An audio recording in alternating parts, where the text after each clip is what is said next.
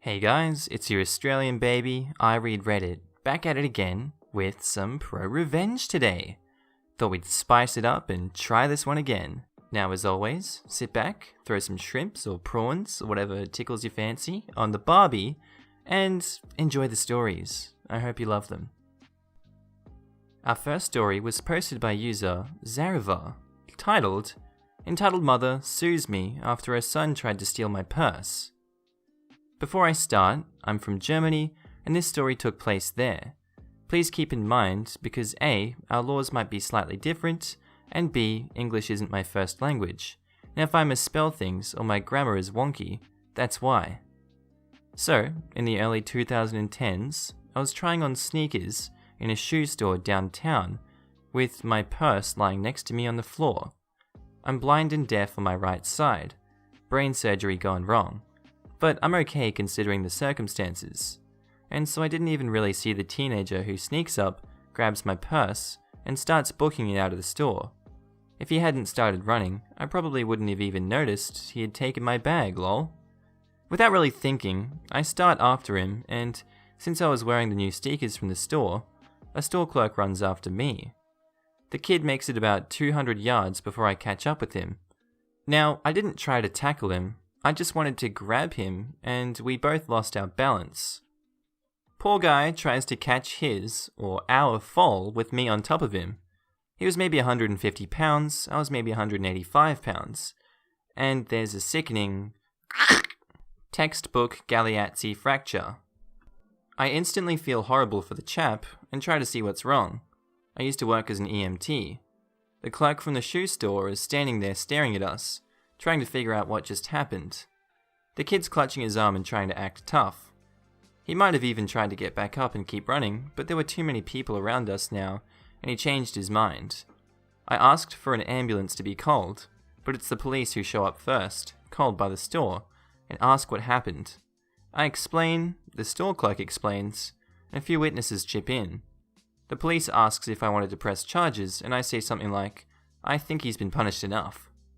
Forward about a month, in short succession I get 2 letters, one informing me that the police are looking into a battery charge against me, and the second is a summons into court, and I can't believe my eyes. I've been sued by the purse snatcher for damages for pain and suffering. They wanted something around 8,000 euros for the broken wrist.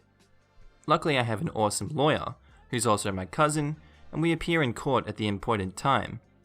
While we wait for the case to be called, the kid sits on a bench, his arm in a brace, looking a bit sheepish.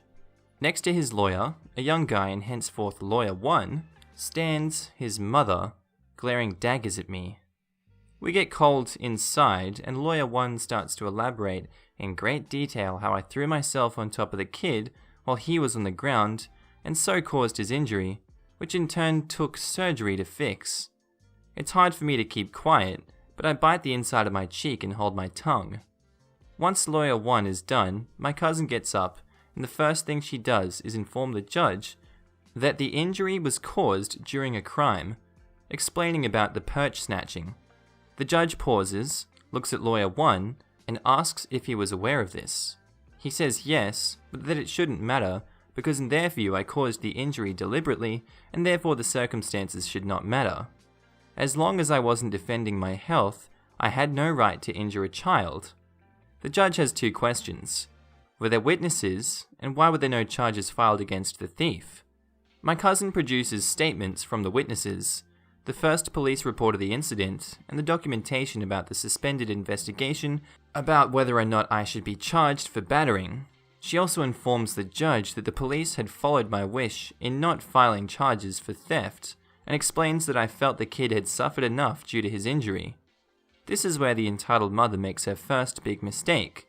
She interrupts my cousin before she can finish, and says something like, "Obviously she," meaning me, "was afraid she'd get in trouble for what she did to my poor child, and the police did not do their job properly." The Lawyer 1 tries to shush her, and apologizes to the judge, just saying that his client is clearly in emotional distress over her child's injury. Her poor child, of 17 years, meanwhile sits in his chair behind Lawyer 1 and the entitled mother, and looks like he's trying to disappear into the floor. The judge, in an unusual move for a German court, asks the kid directly if he thinks I injured him on purpose. He sort of shrugs, and right there the entitled mother makes mistake number 2. That fat cow threw herself onto my poor child when he was lying in the street. She should be locked up. Now, in Germany you can't just say rude things like fat cow to someone, even if they're true. At least the fat part, lol. Especially not in court. My cousin turns around to me and silently mouths, "Wow." There's even a murmur of reaction from the 3 people sitting in the back of the court. Many court proceedings are open to the public in Germany. The judge looks at the entitled mother, who is again being shushed by the lawyer 1, not quite as gently this time, and who stage whispers, "It's true." When all is quiet again, the judge waits a few more seconds, just glaring at the entitled mother, teacher style. Then the judge looks at the lawyer 1 and asks, "Do you want to proceed with this nonsense?" Before lawyer 1 can say no, since it would have made the costs cheaper, the entitled mother says, "Yes!"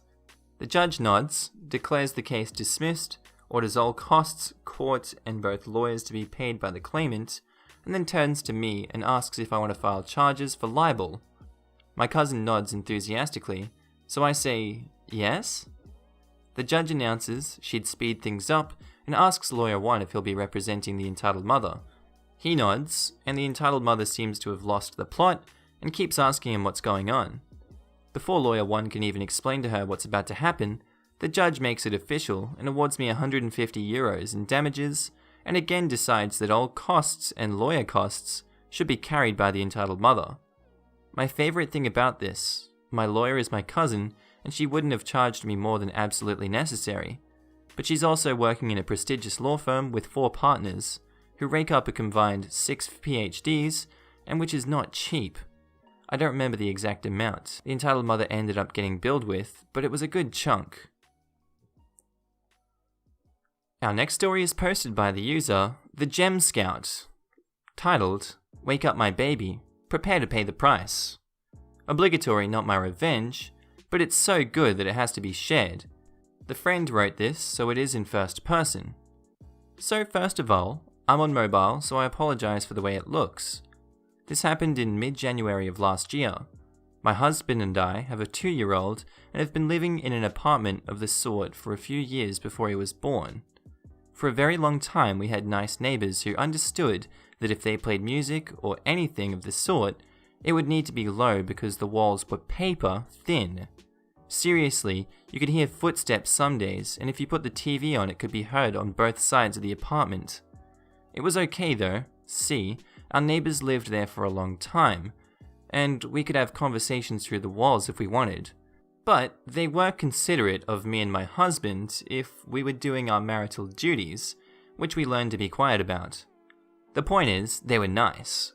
But then the husband inherited around $300,000, and they bought a house in the suburbs, which left our neighbor's old apartment empty for a while, until these jerks moved in. I'll call them Freak 1 and Freak 2. Freak 1 and Freak 2 were fresh out of college and liked to have loud parties that consisted of many loud others. I had a not even 6 months old child, and he needed to frickin' sleep, along with my husband, who worked 7 to 6 each day at the time as a teacher. My first attempt at asking them to quiet down was not well received, as they called me an old crap and proceeded to turn up the music louder, so I called the cops. The cops knock on their door, and they ask the guy to turn the music off, so they finally comply. I can tell they're ticked off, because I keep hearing my name and craphead expletive in the same sentence. So, the issue. These guys know who called the police on them, and so they start terrorizing me during the day, stealing my parking space, playing porn loudly through and up to the walls, and having huge parties, ensuring they wake me up, my husband, and also my child. I do not like being kept up until 4 o'clock in the morning, because my baby is having a fit due to loud music. I decided to call the landlord, who basically told me that if I had a problem with them, that I should handle it myself, since he had better things to do, and they were paying high rent for the apartment. So that is what I did. I handled it myself. Instead of sleeping like a normal person, I bought some enormous speakers and put them up to the wall. The wall, which you already know, does not keep out any noise. I waited until they either passed out or turned off the music so they could get a little sleep. And when their guests started to leave, I started to play loud nursery rhymes. My husband and child are having a blast. My child's loving it, as he slept during the day when the two freaks were at work. As for Freak 1 and 2, they ended up getting ticked and telling us that they'd call the cops on us if we didn't turn that lame-ass crap off. So we did what they did. We turned up the volume and waited for the cops to show up. The luck we had was the same cop who we called the first time. He listened to our story, laughed, and then went to Freak 1 and Freak 2 next door with orders that if they played music loud again, they'd be arrested for disturbing the peace. The freaks still didn't learn their lesson, and the day after, as my husband is going to work, Freak 1 begins arguing with him and punches him a few times. Freak 2 thinks it's hilarious and records the whole thing, spewing insults the entire time. Now, my husband doesn't fight, because if he did, he could get in trouble with his job. So after being assaulted by a man who clearly didn't realize the consequences, the cops were called by me. This resulted in Freak 1 being taken into custody and charged with assault and battery, with Freak 2 being charged with abetting. Here's the juicy part. Freak 2 was on probation for having drugs of some sort, and it got him thrown back into jail. As for Freak 1, he got off easy enough, except he was evicted by my landlord. We moved out a few months later, and as far as I know, it hasn't been re-rented out yet due to the wall problem. Our next story was posted by user TheFreezingNoob, titled, "Try to make me get expelled from university, I get him expelled, and make him move to a new country." This is a story that spawns through many years, and started when I got into university. I don't know if it qualifies to ProRevenge or Petty Revenge, but it got pretty harsh. I'm posting here and letting you guys decide. Some info before I start. The players in this story are Tim, my best friend, Bob, the jerk that I took revenge on, and Miles, also my friend, who I meet through Bob. Okay, let's do this. I enrolled in a degree in a university in my country when I was 18. I loved the subject, and I was always very active within the community of the area. That's a very small community.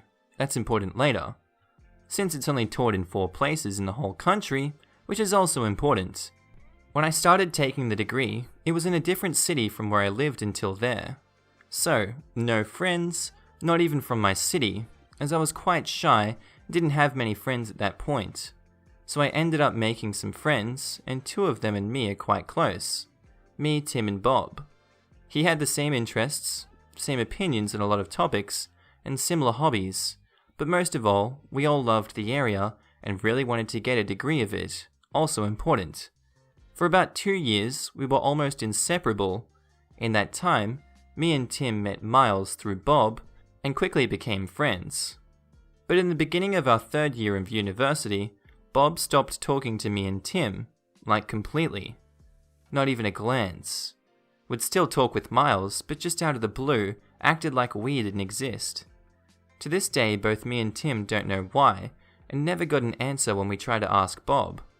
Now, I'm not the nicest guy in the world, and I've done some stupid crap, but I, for the life of me, don't know what we did.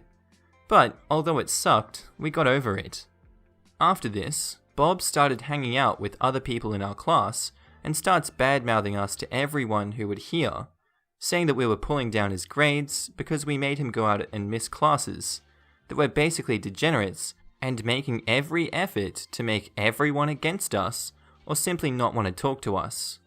One of the things Bob claimed was that we cheated in our exams to get good grades. 2 things in there. I personally never cheated in an exam, and I got reasonably good grades. Not genius level, but good. Second, Bob was the one that cheated in almost all of his exams. The sad part was that he really didn't need to. He was a good student, but would always cheat to try and get the best grade possible. And the ways Bob cheated were crazy, like, it would give you less work to actually study crazy. Some of the most inventive ways were, Bob had long hair, So we would put an earpiece with the cable running inside the clothes and made recordings of the study material in different tracts, then put them in his phone and basically listened to it during the exam. When phones were not allowed, some teachers would take them before we started. Bob would write the cheats on paper, then bring them to the exam inside of his socks, and he would take them and put them back as he needed it. The best one, though, was when the teachers allowed us to bring sheets of our draft. Bob would get an invisible ink pen, write on them, and use the IV light to cheat, and many more ways of cheating too.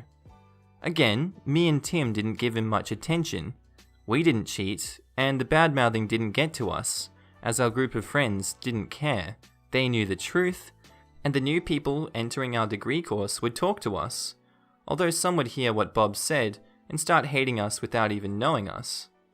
During our studies, Tim and I, along with other friends, decided to run the Students' Association of our degree course. In our uni, there was a Central Students' Association, and then each degree has its own representations in a smaller SA. Tim ran as president, and I was VP. Bob decided to run against us with his friends.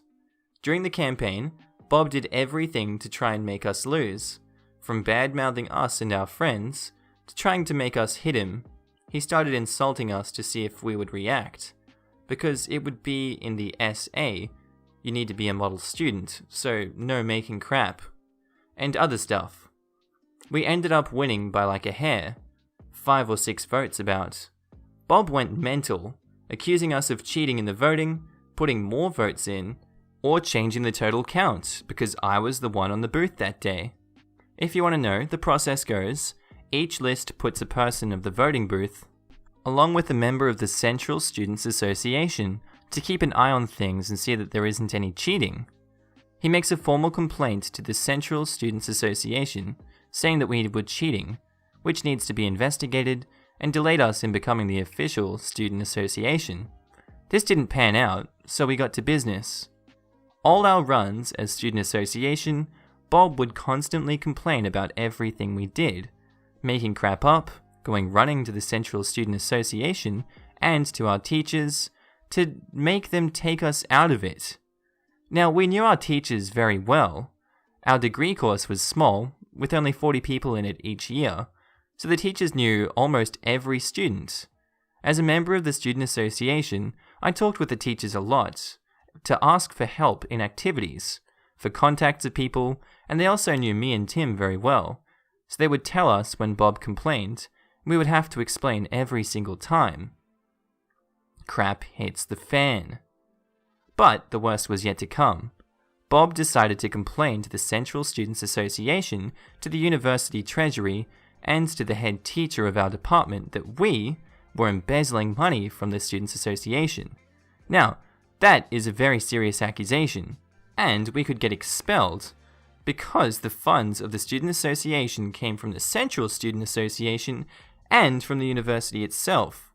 We didn't do it, of course, but we had to spend some money at that point in activities, making records of everything.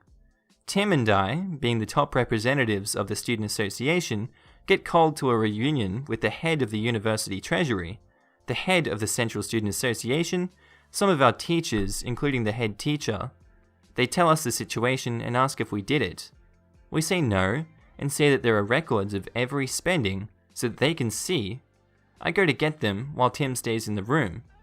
While I went to get the records, they called Bob into the room to tell them again the story.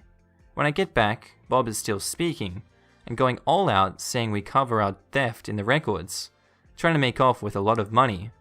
I was fuming. Bob leaves the room after saying everything he had to say. I give the head of the university treasury our records, and they said they're going to analyze and study them to see the truth. But since I had an accusation of this magnitude that was pending over me and Tim, both of us had to step down while they investigated the situation. I went ballistic, saying just because someone claimed that without proof, it didn't mean anything. We were being punished for nothing. Some of our teachers backed us, saying that it wasn't the first time Bob complained about us, and those times it ended up being nothing. Didn't matter apparently. We still had to step down and nominated people in our student association to take over our positions. It was solved eventually, as the university saw that we did nothing, but we didn't get into the student association again. The people we left in charge were great, and we were proving a point to the university. We were ticked off. Before, it was only some bad-mouthing and some small crap, but this meant war. Since Bob tried to get us basically expelled, we decided to do the same. I said before, Bob cheated in almost every exam. Now, being caught doing it wouldn't by itself get you expelled. Most times, the teachers would take your exam and give it a 0, which would still suck. But being caught multiple times, and by multiple teachers, would do the trick. But we couldn't just go and claim it, we needed evidence. So, Tim and I started to document his cheating, taking pictures and videos during exams. We took extra vones to the ones that they were collecting. Looking back, somewhat stupid if we were caught, but we were pissed off. For a whole semester we did this. Then we gave it to every teacher in our department in hand and warned them of it. We went on about how he was not only fooling them, the teachers, but hurting the other students, the ones that didn't cheat, and worked for the grades, and they should keep an eye on him. The revenge pans out. In the following exam season, Bob, not knowing what he did, cheated again in everything, but this time the teachers were aware that he might try it. We don't know exactly how the teachers went on about it, but Bob did all his exams, and then was called to a meeting to discuss his cheating, as all the teachers caught him doing it. He ended up being expelled for defrauding the university. The revenge goes even better. At the time of this happening, Tim and I were working on creating the National Students Association of our area of study. There was the Small Students Association, and it was linked to the Central Students Association of the university that it was in. As I said before, our degree was only taught in 4 places, and so there were 4 student associations, 1 in each place. We, Tim, I, and some others, decided to create a national association to bring all 4 of them together, to help in creating cooperation and good relations between the students of all 4. Because of that, we got to know a lot of people of our academic community, especially teachers from other universities. When both of us found out what happened to Bob, we were delighted. It's somewhat fricked up being expelled, but on the other hand, frick him, he deserved it. Since Bob was expelled from our university, we thought he might try to enroll in another university for our degree, since it was clear that he really wanted to get that degree. So we talked with teachers in this other universities, and we gave them our evidence and told them what happened to him in our university. Turns out Bob did try to enroll in another university, in all 3, but all of them rejected him because of the cheating situation, and that he had been expelled for it. So, Bob eventually had to move to another country to be able to get his degree. The final cherry on top. All this situation happened some years ago, and I hadn't thought of it for a while. Since then, Tim and I went and created a startup focused in work of our area of expertise, and got a doctorate in that area. For some bigger projects, we needed to hire some people temporarily, as our workforce is not enough to handle it and other projects we have. Last week, we had interviews to select people to work on a project, and when I looked at the list of candidates, there it was, Bob's name, in the middle of the candidates. I couldn't believe my eyes. It was no secret me and Tim were the owners of the company. It was quite easy to check it. I guess Bob didn't know that. I go to Tim and showed him. He was also in disbelief. We decided at least one of us had to go in there. We played rock, paper, scissors to see which one of us would go, as we both couldn't go together. There were other engagements on that. I thanked every god I don't believe in that I won. The day comes around, I went to the interview room and I joined our recruiter. When Bob walked into the room and saw me, I think his blood froze. He looked like a train had hit him. The recruiter conducted the interview while I sat there with the most evil and smug smile I could muster. Pretty sure Bob understood quickly that he wasn't getting the position, as he glanced at me the whole interview. One of my best days in the last months, that was. In conclusion, we got him expelled, rejected to the point that he had to change the country, and still got to take a last punch years later. The sad part is, to this day, Tim and I still don't know why he did what he did, or why he hated us so much. Although I don't regret what I did, some part of me still thinks all of it could have been avoided if me, Tim and Bob, just talked it out at the time. Alright guys, I hope you enjoyed that episode. That was a pretty good one. Tell me what you think of it in the comments. There weren't too many voices in that one, so it was pretty nice narration. I hope you have a good day, and I'll see you later. Bye.